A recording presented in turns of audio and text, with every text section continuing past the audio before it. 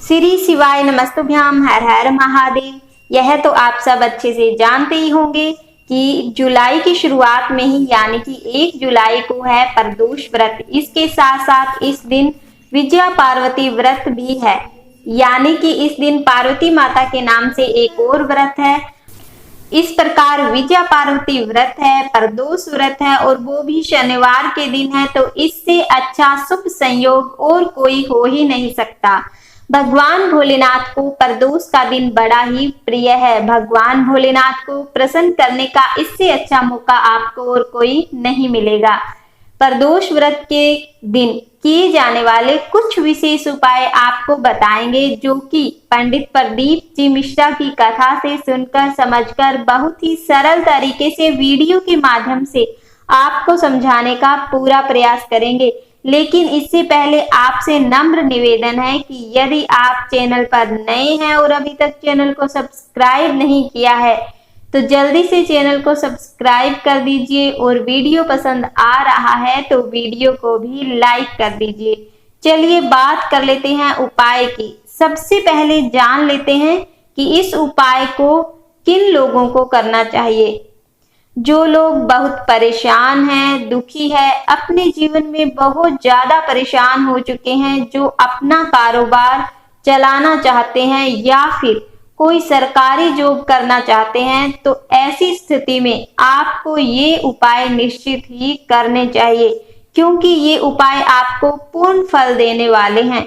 इस उपाय को करने के लिए आपको क्या चाहिए? आपको चाहिए 5 बेलपत्री। कितनी बेलपत्री?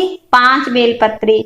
ध्यान रहे ये बेलपत्री कहीं से भी कटी फटी नहीं होनी चाहिए, एकदम शुद्ध बेलपत्री होनी चाहिए।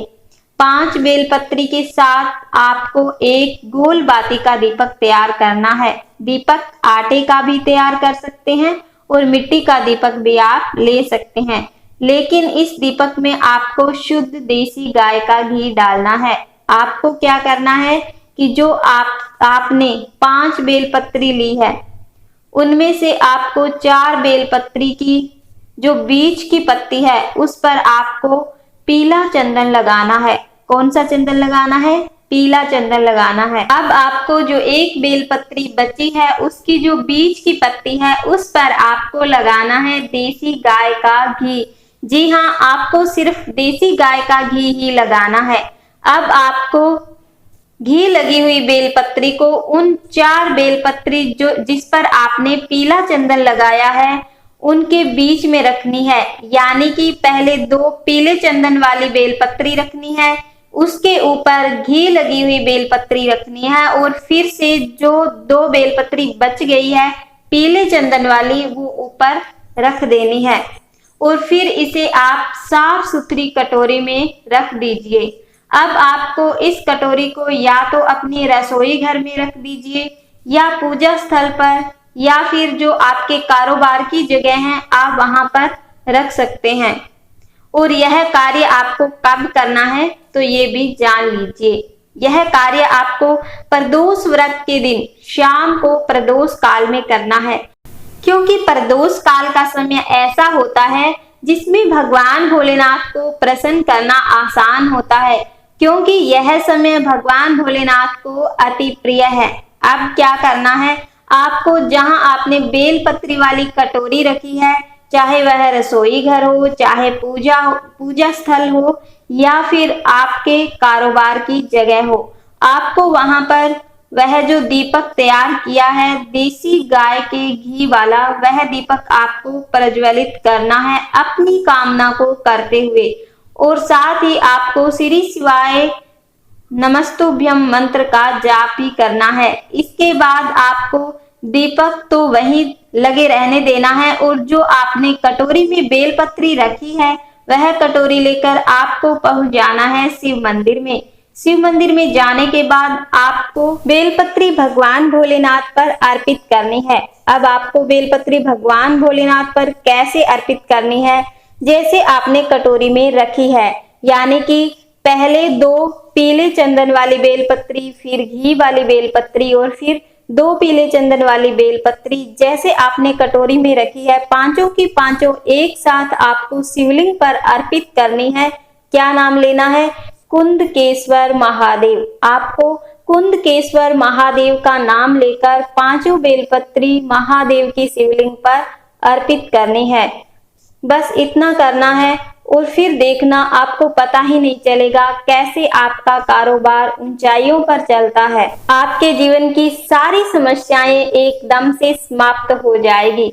चलिए दूसरे उपाय की बात कर लेते हैं। यह उपाय उन लोगों को करना है जिनके घर में कोई ना कोई सदस्य बीमार रहता है, चाहे बीमारी छोटी से छोटी हो, चाहे बीमारी बड़ी से बड़ी हो, यानी कि किसी भी प्रकार की बीमारी हो, हर प्रकार की बीमारी में यह उपाय काम करेगा। चाहे फिर आपके शरीर में किसी भी प्रकार की गांठ बन गई हो तो भी यह उपाय काम करेगा। इस उपाय को करने के लिए आपको क्या करना है? एक शुद्ध जल का लोटा लेना है, एक बेलपत्री लेनी है और एक दुर्वा लेनी है, जो दुर्वा हम भगवान गणेश को समर्पित करते हैं। ये तीनों चीजें लेकर आपको पहुंचना है शिव मंदिर में। कब जाना है? जब प्रदोष व्रत हो उस दिन शाम के टाइम प्रदोष काल में आपको शिव मंदिर में जाना है इन तीनों चीजों को लेकर। शिव मंदिर में जाने के बाद आपको क्या करना है कि जो एक बेलपत्री और एक दुर्वा थी वो आपको भगवान भोलेनाथ की शिवलिंग पर अर्पित करनी है। क्या नाम लेकर? नंदेश्वर महादेव। नंदेश्वर महादेव का नाम लेकर आपको बेलपत्री और दुर्वा समर्पित कर देनी है। उसके बाद आपको जो शुद्ध जल का लोटा लेकर आए हो वह जल धीरे धीरे एक धार के रूप में आपको भगवान भोलेनाथ की शिवलिंग पर अर्पित करना है। उसके बाद जब जलाधारी से यह जल नीचे गिरे तो वहां से आपको थोड़ा सा जल अपने पात्र में ले लेना है और इस जल को लेकर आ जाना है घर। घर आने के बाद आपके घर में जो भी मरीज है उसको आधी चम्मच जल के पिलानी है सुबह और शाम। क्या नाम लेकर? श्री शिवाय नमस्तुभ्यम का जाप करके आपको यह जल घर में जो भी मरीज है उसको पिला देना है। धीरे धीरे उसका रोग जड़ से समाप्त हो जाएगा और आपको पता ही नहीं चलेगा।